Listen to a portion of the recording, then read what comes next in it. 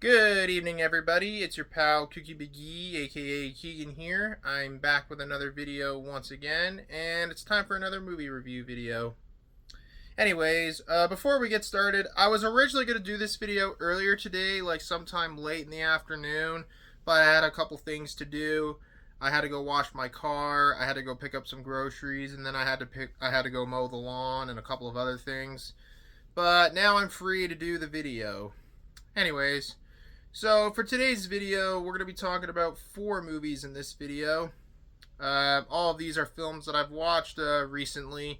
Well, actually, there's quite a few movies I've watched recently, but these are the ones I'm going to be talking about in this video. 2 of these I saw in theaters, and the other 2 I watched at home.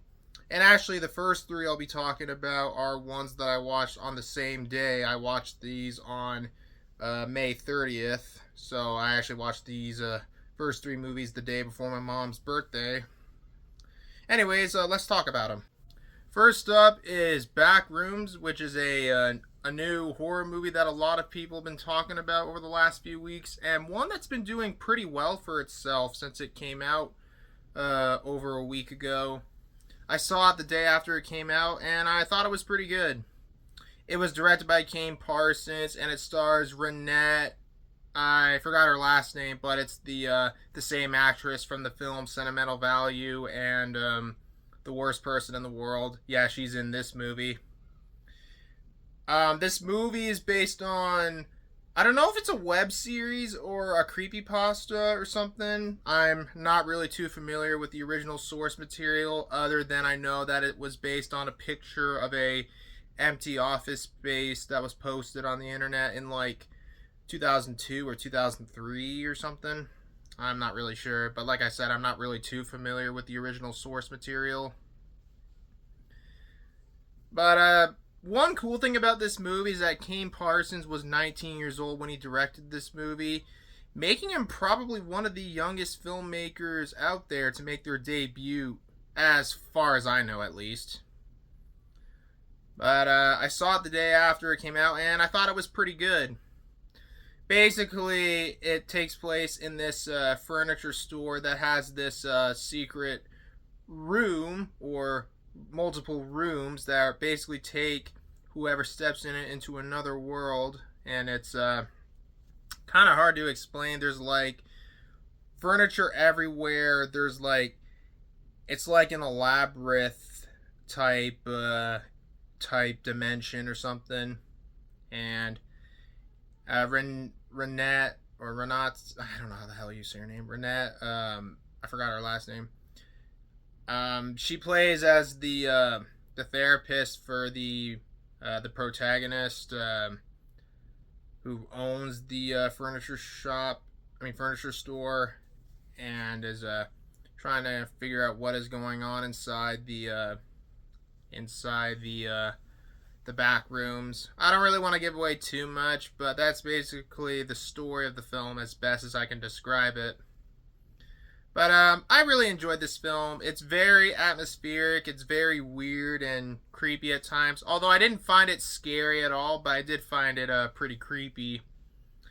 In ways, it kind of reminds me of the novel House of Leaves from, I have it over there, but it's stacked behind some other books. But it reminds me of the novel House of Leaves by Mark Zawewski.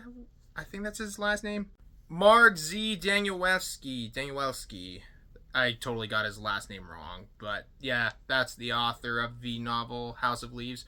But if anyone's ever read that book, this movie kind of reminds me of it a little bit.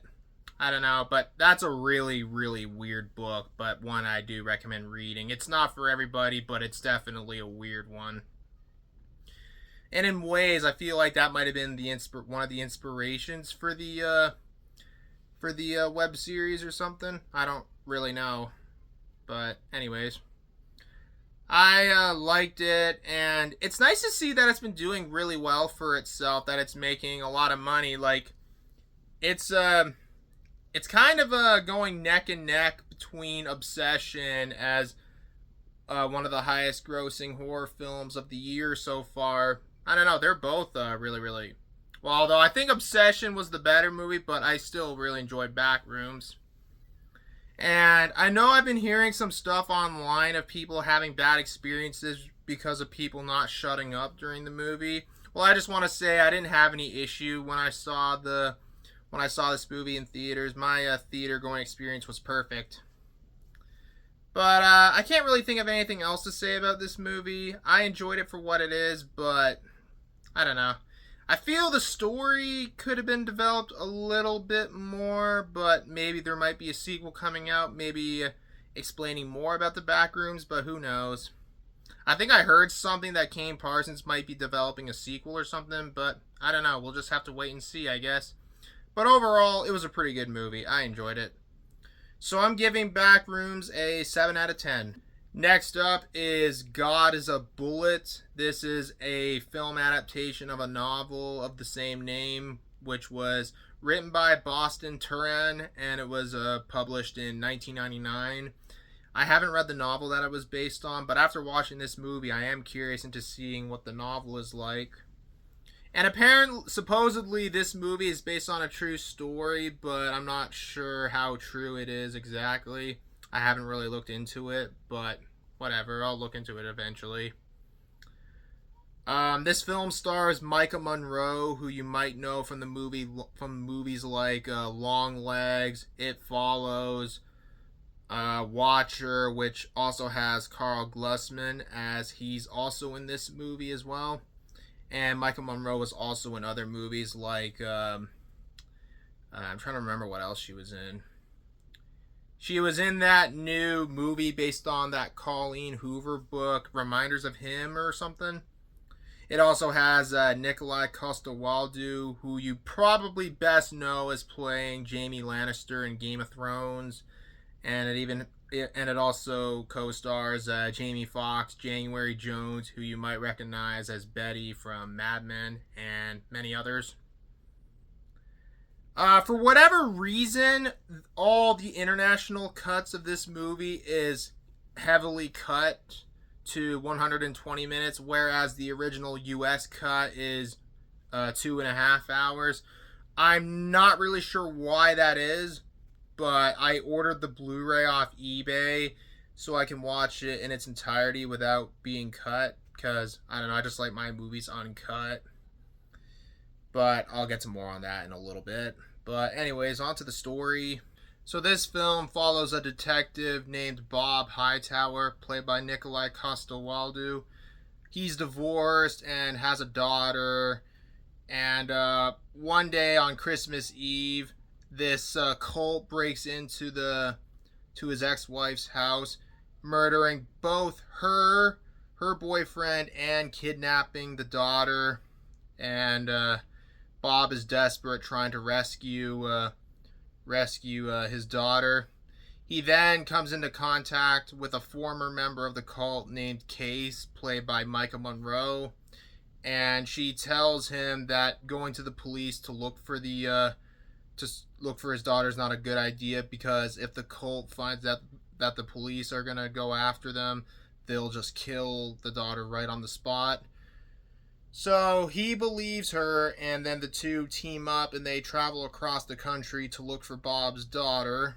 And along the way, you get to learn more about the characters and Case's past, because she was abducted by the cult when she was a kid, forced into prostitution, got all these tattoos, and got addicted into drugs and all this other stuff. And there's an intense gunfight towards the end of the film, which was pretty good, to say the least. It was pretty well shot, too, I would say. But without giving away too much of the story, that's what it's about in a nutshell. Now, I thought the movie was pretty decent, even though this movie got a lot of mixed reactions from people. Some people liked it, some people didn't like it. I, for one, thought it was decent, although I definitely can get behind some of the criticisms with the film.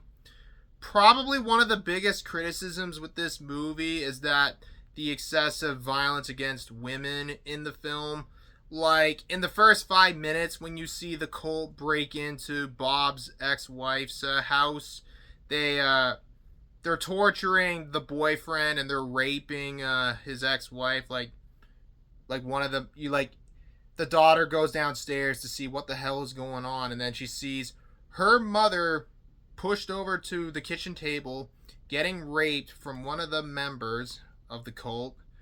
And it's just like, okay. But then in a flashback, when you see Case leaving the cult, she's randomly getting the shit kicked out of her for no apparent reason. Well, I mean, the cult leader, played by Carl Glusman, is one ruthless motherfucker.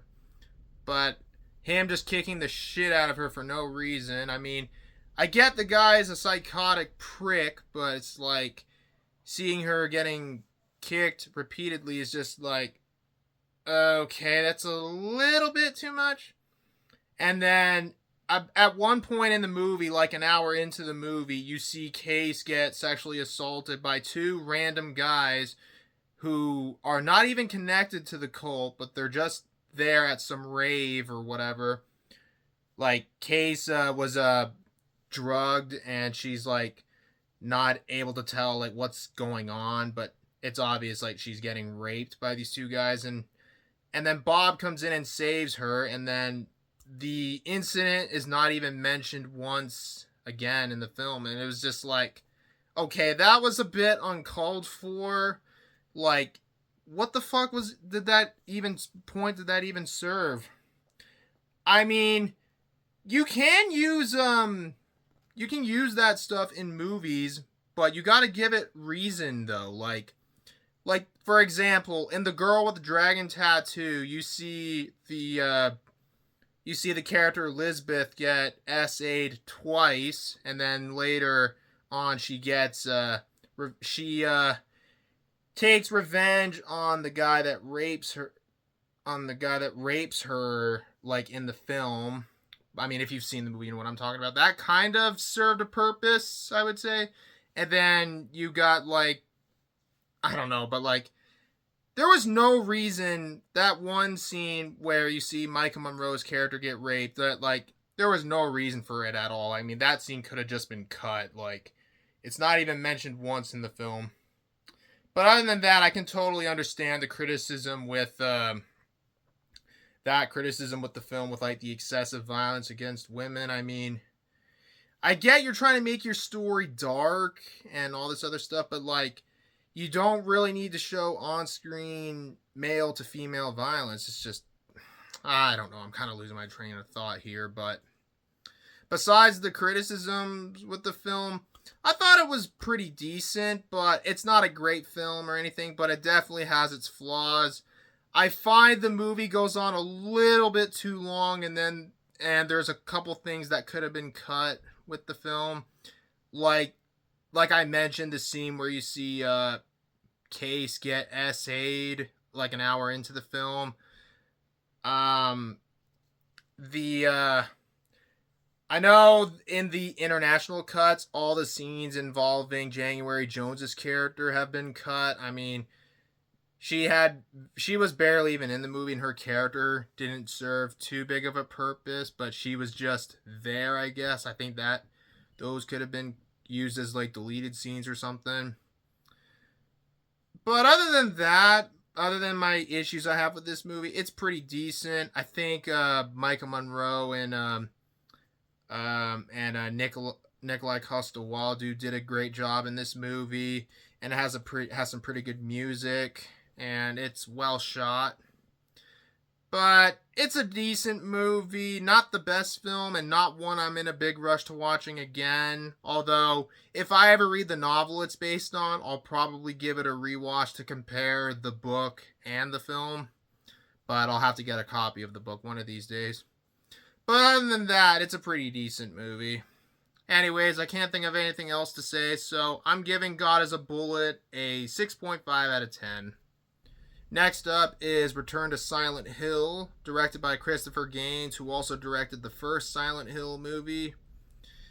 And I actually do remember watching the first Silent Hill movie a long time ago when I was a kid, before I even played the games. I remember enjoying it, although I haven't watched it in a very long time. I'm curious into giving it a rewatch after so many years, especially since this year marks that film's 20th anniversary. I didn't see the second movie, Silent Hill Revelation, although I heard that one sucked from what I heard. Although I gotta say, after watching Return to Silent Hill, I am very curious into seeing how bad Revelation was. Well, let's just put it this way. Of the three movies that I watched on May 30th, between Backrooms, God is a Bullet, and Return to Silent Hill, this is probably the worst movie of the three that I watched, because good lord, this movie was fucking dreadful to sit through. Like, it's one of the worst movies I've seen all fucking year. It's up there with Scream 7 and Animal Farm, which Animal Farm still remains the worst movie I've seen this year so far, because fuck that movie. But anyways, now this film follows the second game, Silent Hill 2, which is basically the game what made the franchise so popular. And I actually haven't beaten the second game yet. I got pretty far into it, but I haven't beaten it yet. Maybe I should have beaten it before I watched this movie, but fuck it, it don't matter. But I do know there are a lot of changes from the game in this movie. But anyways, if you've played the second game, then you probably already know the story. You got this guy named James who goes to Silent Hill to search for his wife, even though his wife died years ago. But he believes that she is still alive after all these years. But then when he gets to Silent Hill, he has to fight through various monsters, including the Pyramid Head, to go find his wife, and meets strange characters along the way. I mean, if you played the second game, then you know the story. I mean, as much as I enjoyed the first movie as a kid, I was kind of looking forward to seeing this movie. Not really. I actually almost saw this movie in theaters when it came out earlier this year, back in January, but I'm glad I didn't, because I really dodged a bullet not seeing this one in theaters. I rented it from a video store in my area called The Lobby, but anyways, at least I got it. It was a free rental, because god damn, this movie was terrible. There was this was just a very messy movie. The acting in this movie is it ranges from being very inconsistent to just terrible, but yeah. I also don't like many of the changes from the game put in this movie. Like you see James flying near the end. It was just like, what the fuck? I don't remember this in the game. And the green screen and CGI look absolute terrible. I mean, I'd say the CGI looks just as bad, if not worse, than the fucking Flash movie from a couple years ago. I mean, not that I've seen the fucking Flash movie, nor do I ever want to watch that shitty ass looking movie, but god damn, the CGI and green screen effects look absolute terrible. And I mean, the special effects in the first Silent Hill movie looked pretty good from what I remember, and I don't think it was this bad, but like, it's baffling to me how bad this movie is, considering it's from the same director of the first movie. I mean, I enjoyed the first movie, but after watching this, it was just like, what the hell happened? So yeah, this movie was terrible. I do not recommend it. Avoid it at all costs. Well, one of these days I'll watch Silent Hill Revelations and see which one is worse. But from what I'm hearing, some people say Return to Silent Hill is worse. But one of these days I'll watch Revelation just to see how bad it is. So I don't have anything else to say. I'm giving Return to Silent Hill a 3 out of 10. One of the worst movies I've seen all year. And the last movie we're going to talk about in this video is Harmony Korine's debut film, Gummo. I've seen this movie once a couple years ago, but I recently saw it again at my favorite local theater that screens various movies. Like, it's an independent theater. But anyways, they were screening this movie on Friday, and it was in 35 millimeters. So, of course, seeing this movie on the big screen, and let alone 35 millimeter, that's like a once in a lifetime opportunity. So, of course, I went. This is a very weird, uncomfortable, and disturbing film. I mean, I honestly forgot how weird and uncomfortable this movie is until I saw it again recently.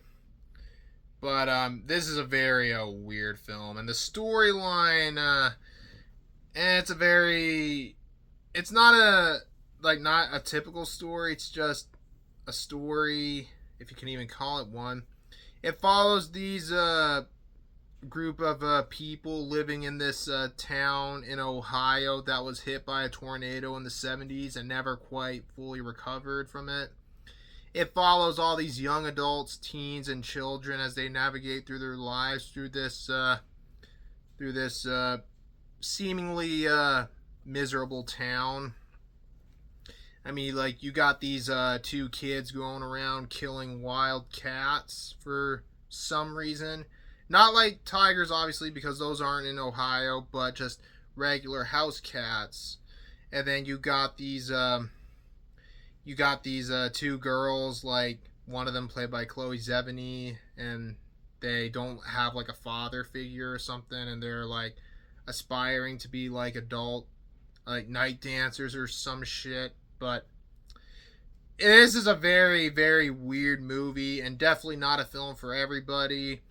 And unsurprisingly, when I saw this movie in theaters, there were a couple people that walked out during the movie and never came back, which is totally understandable because obviously this film is not for everybody, but I personally really enjoyed it.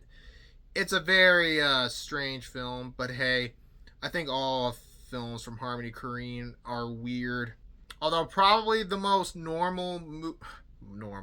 probably the most normal movie Harmony Korine has made, at least out of the ones I've seen, was Spring Breakers. I didn't care for that movie though.